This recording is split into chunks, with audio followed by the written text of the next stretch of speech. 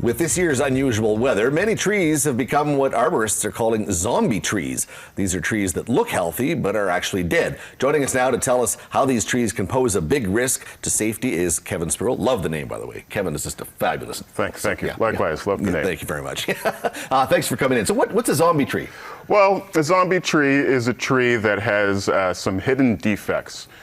Typically, after a period of stress, let's say a severe thunderstorm, the effects will be very obvious. A tree may have a large broken branch. It may have been knocked right over to the ground, laying on a power line, a house, or a car. But sometimes these effects can be hidden, and you can have a zombie tree that may actually be dying from the inside, lurking out there on your property. How do you tell that that's happening? Well, we advise homeowners to go out and have a look at your trees, looking for any obvious diseased or broken branches, looking for any kind of, sometimes they'll have a growth from an internal fungal infection. So you have some mushrooms or some what we call conchs, what look like mushrooms growing on the trees. So have a look for that kind of thing and give us a call and we can come out and have a look and investigate further. Can some of these trees be saved, or is that kind of the final nail? It's not always all doom and gloom. Okay. Sometimes these zombie trees can be saved. You know, let's say an internal infection may be able to be removed from the tree, so it help save the health of the rest of the tree.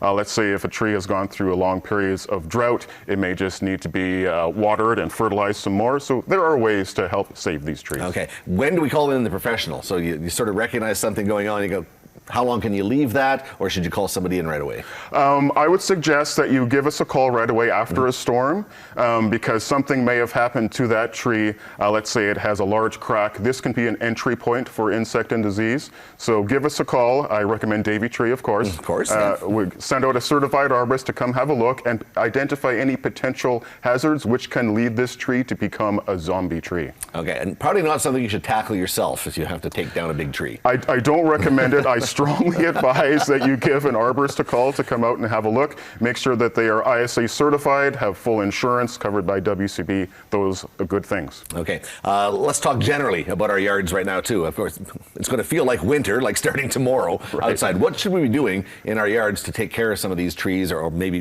what we don't want to become a problem tree over the winter? Right. One thing that I recommend is a good pruning. At this time of year, it's a good idea to go through, and a good practice is to thin out your tree. So take out some of that branches in the canopy. This can encourage the wind when there is a storm to blow through the tree as opposed to pushing on it, what we call a wind sail effect. Okay, and how much should you prune off of a tree, and how do you know if it's too much or too little? Rule of thumb, when you look at the overall canopy of the tree, you don't want to take more than about 25% of that. That is the max. Okay, and if you're wanting to take care of your trees over winter, I've heard some people say do this, some people say don't do it, but like water the ground around your trees, so there's like a big ice block basically. Absolutely.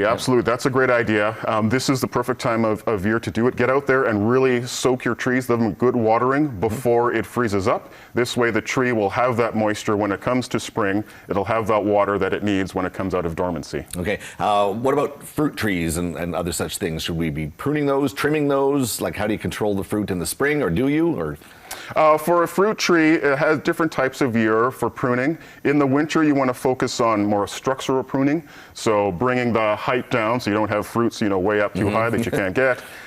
In the spring, it's more of pruning to try and reduce the amount of apples if you have too many apples. So the winter, I would say, get out there and prune your apple tree just for more of a structure that you're looking for. Okay, and height and danger are going to be things we have to think about with trees too when we're taking them down. So always, I'd say call a professional if you're going to be doing big trees. Absolutely, Yeah. Call a professional. We have tools that we can use to get to the tree, big, aerial lift trucks. We have a lot of climbing arborists that are certified and have quite a bit of experience. So yeah, definitely give us a call. Leave it to the professionals. Yeah, and even if you have a zombie tree or a dead tree in your yard, with the winds we get in the winter and the freezing conditions, a lot of damage can be done by a falling tree. Absolutely. A zombie tree can cause a lot of damage just because they are structurally weak on the inside. They are literally rotting and dying from the inside. They may look okay on the outside, but they can cause a lot of damage if they go over. All right, Kevin, thanks for coming in this morning. Good advice as we head into winter. Really appreciate it. Thank you, Kevin. If you have any questions or anything, contact Davey Tree Services, and Kevin and his team will